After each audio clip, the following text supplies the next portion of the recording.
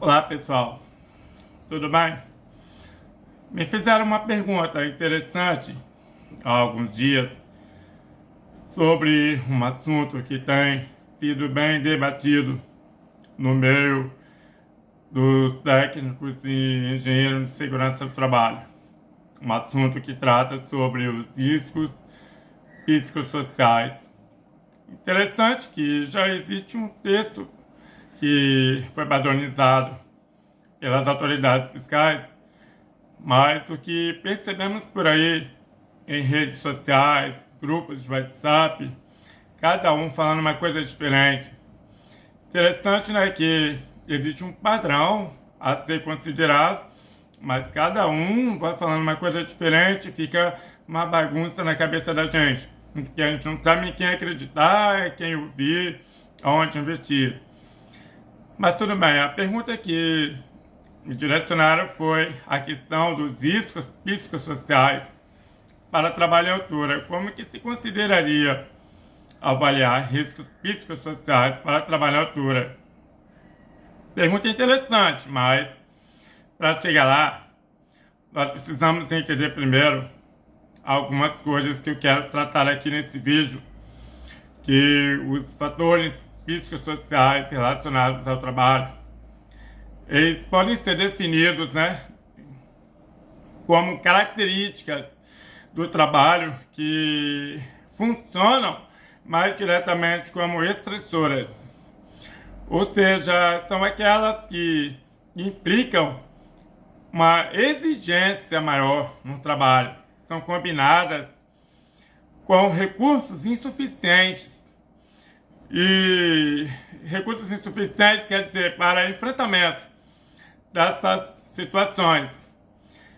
E a partir dessa perspectiva, uma avaliação psicológica é necessária. Tá? É necessária quando existe uma interação de fatores psicológicos e sociais, não somente psicológicos ou técnicos, são psicológicos e sociais, que podem acarretar em consequências negativas para a saúde do trabalhador na sua empresa.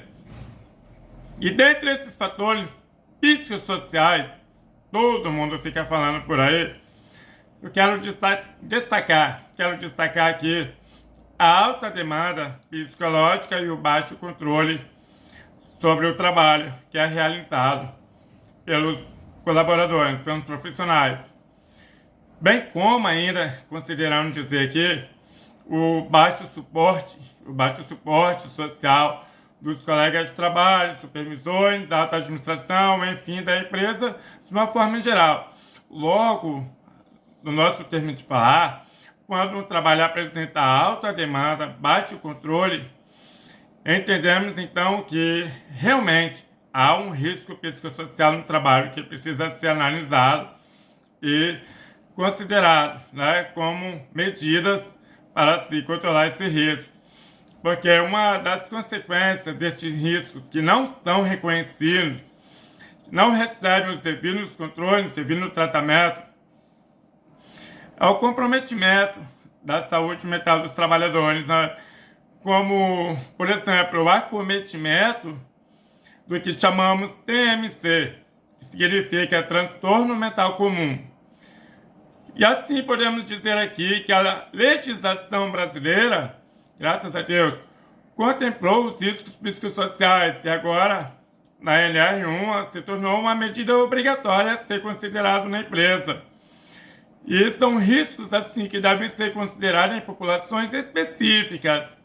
Mas a nossa ideia aqui são trabalhadores que executam atividades em altura. É o foco do nosso vídeo. E nós vamos tratar por meio da norma regulamentadora número 35, NR 35, muita gente já conhece. E ela determina que os riscos psicossociais devem ser investigados neste contexto. Dessa forma, meu objetivo aqui é, de uma forma mais simples, direta, caracterizar os riscos psicossociais no trabalho e a associação deles com o transtorno mental comum. Porém, um grupo de trabalhadores que nós avaliamos construímos um formulário padrão pela Previsag e pedimos para um grupo de trabalhadores portuários poderem preencher com sinceridade, com clareza, e através do formulário nós iríamos avaliar com cautela e chegarmos a uma conclusão comum, somente para trazer aqui essa resposta que foi elaborada, uma pergunta muito inteligente por um técnico de segurança do trabalho. Bom, e na atividade portuária, os trabalhadores que nós avaliamos, basicamente todos eles executam trabalho em altura, todos eles.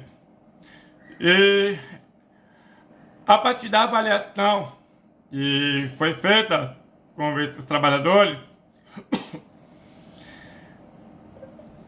tem uma situação que nós precisamos considerar aqui, é que a maioria deles tem uma alta demanda no local de trabalho e um controle muito baixo no trabalho, um controle muito baixo, e percebemos ainda que a maioria desses trabalhadores, eles não têm um apoio mais direto da empresa para as situações que eles apresentam.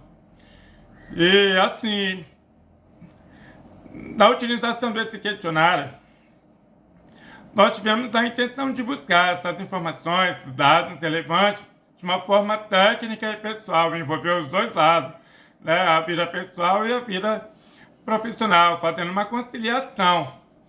E através dos resultados, nós podemos perceber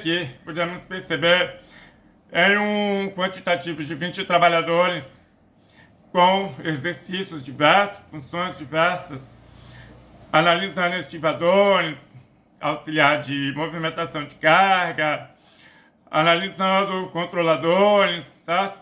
A maioria deles apresentou, que já falamos aqui, uma alta demanda e um baixo controle, incluindo pressão de trabalho, uma pressão muito exagerada no trabalho, onde requer muita atenção, não pode errar, considerada muito estressante. E assim, no formulário percebemos também algumas queixas de sintomas que esses trabalhadores apresentaram como resposta. E esses sintomas estão como dificuldade de dormir, dificuldade de concentração, dor de cabeça muito frequente. Alguns se sentem tensos na maior parte do dia. Outros ficam nervosos com facilidade, ansiosos, preocupados, desequilibrados. Então, são várias coisas que vai acontecendo e vai afetando a psicologia do trabalhador. Outra coisa importante aqui para ressaltar é que a maioria não possui atividade física, não tem um momento de lazer, um envolvimento com a natureza. Outros ainda apresentaram aqui situações de endividamento, problema financeiro, falta de recurso financeiro quando mais precisam, além da pressão de trabalho, né, que é diária, é intensa, brincadeiras inapropriadas, pouco tempo com a família. Alguns reclamaram que não tem tempo para ficar com a família, trabalho, e assim acabam ficando indispostos e acarretam esse tipo de transtorno mental comum. Agora, a nossa chave principal aqui, no nosso assunto principal, é que alguns desses trabalhadores apresentaram situações estressoras, psicológicas e sociais, e eles se submetem ao trabalho em altura na maior parte do tempo. Por incrível que pareça, eles não entendem como essa situação pode interferir na segurança deles, no trabalho que eles executam em altura. Pode gerar situações diversas, mas eles não entendem. E você tentar convencê-los, basicamente é uma perda de tempo. Eles não reconhecem, eles não aceitam essa teoria. E aí a gente vê aqui como é que é importante, né, o envolvimento de equipes multidisciplinares para pensar em ações assertivas para diminuição dos riscos psicossociais e aumentar o controle no trabalho, né, diminuindo a demanda psicológica dos trabalhadores, o estresse. E agora, voltando para a NR35, olhando assim de imediato para o item 35.4.2.1, que dispõe sobre a necessidade da avaliação psicossocial para a realização de trabalho em altura. Segundo o entendimento do Ministério do Trabalho, existem duas condições já estabelecidas para que a avaliação psicossocial seja obrigatória. Vamos lá. A primeira, as atividades exercidas em altura, elas têm que ser consideradas como estressoras, implicando em grandes exigências no trabalho. E a segunda aqui, mais completa, as medidas estabelecidas pela equipe de segurança do trabalho precisam ser reavaliadas, consideradas como insuficientes, mas lembrando que para entender essas medidas de segurança para trabalho à altura, precisamos conhecer o exercício da função, porque trabalho à altura não é profissão. Se eu quero analisar os riscos do trabalho à altura, eu tenho que conhecer a função, o exercício da função, não diretamente o trabalho à altura. Tá? Porque, por exemplo, o cara está trabalhando em altura, tomou um choque e caiu. Não foi o principal risco, não foi a queda de altura, foi o choque elétrico. Entendeu? Então, tem que tratar a questão do choque elétrico, a proteção, o treinamento adequado, os EPIs adequados, porque se ele não tomasse um choque, talvez ele não cairia. Então, eu não posso, assim, considerar uma coisa e esquecer outra. Tem que ser um trabalho completo, bem analisado, profissionais bem competentes. Tá? E aí, a partir do momento que você vai avaliar as funções, nós temos aqui, por exemplo, montador de andame, operador de plataforma elevatória móvel de trabalho, o alpinista industrial, pessoas que trabalham em telhado, fazendo manutenção de escada, caixa d'água. São funções que apresentam esses riscos imediatos, né?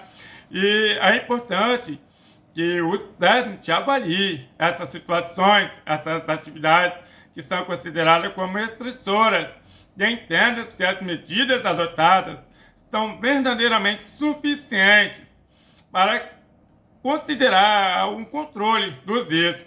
Agora, se elas não forem insuficientes, então existe a obrigação da avaliação psicossocial.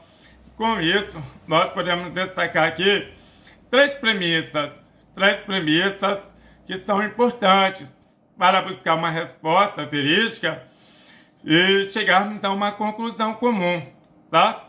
Então, uma premissa é eu perguntar, existe algum documento apontando os riscos e o PCMSO ele determina que o departamento médico da empresa deve realizar os exames psicossociais em todos os trabalhadores que exercem trabalho em altura? É uma pergunta a fazer. Por quê? Porque o mais importante do que a realização do risco psicossocial é a determinação do médico do trabalho em apontar os exames complementares necessários, como, por exemplo, a acuidade visual por TVO, o eletrocardiograma, eletroencefalograma, a glicemia em jejum, o teste de Romberg, o hemograma completo e a contagem de plaquetas. Ou seja, pessoal, exames para patologias que possam originar mal súbito nessas atividades, certo? É o primeiro ponto que nós precisamos considerar. E também reconhecer, se perguntar se esses exames devem ser mencionados na ata do funcionário, até mesmo para considerar como apto ou inapto para o trabalho em altura. Então, perguntando isso, sim, deverá ser considerado na ata do funcionário. Isso está exposto no item 35.4.1.2.1 da NR35. É só conferir lá. E a terceira aqui, caso esse item não seja atendido, será que a minha empresa pode sofrer alguma sanção trabalhista, alguma punição, alguma situação penal? Sim, com certeza. É uma coisa que a gente tem que avaliar com cuidado.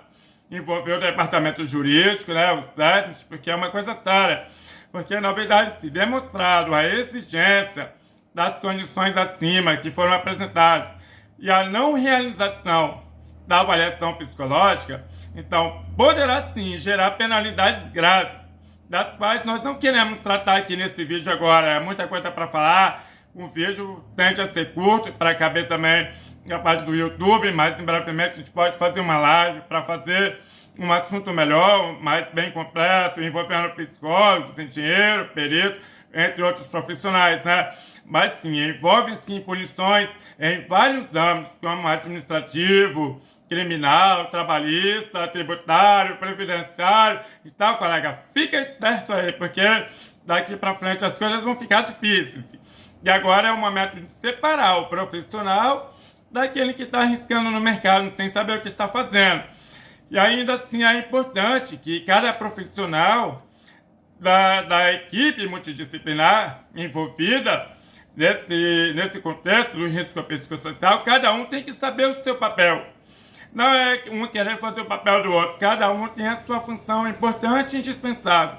Como, por exemplo, o médico examinador, ele precisa considerar os riscos, os exames necessários para patologias que possam originar o mal súbito, como vertigens, epilepsias, convulsões e também patologias crônicas descompensadas, como diabetes, hipertensão arterial descompensadas, por aí vai.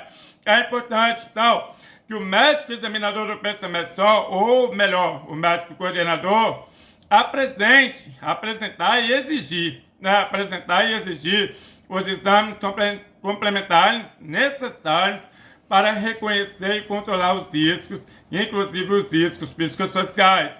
Então, é momento de ficar esperto, de buscar conhecimento, porque as coisas estão ficando mais sérias e é um momento bom principalmente para o trabalhador, porque até um tempo esses riscos não eram considerados obrigatórios. Agora as coisas tendem a mudar e mudar para melhor. Então fica esperto aí, se liga, busca conhecimento, porque com certeza o conhecimento vai te colocar na frente em muitos passos longos, tá bom? Um abraço, até mais, até a próxima.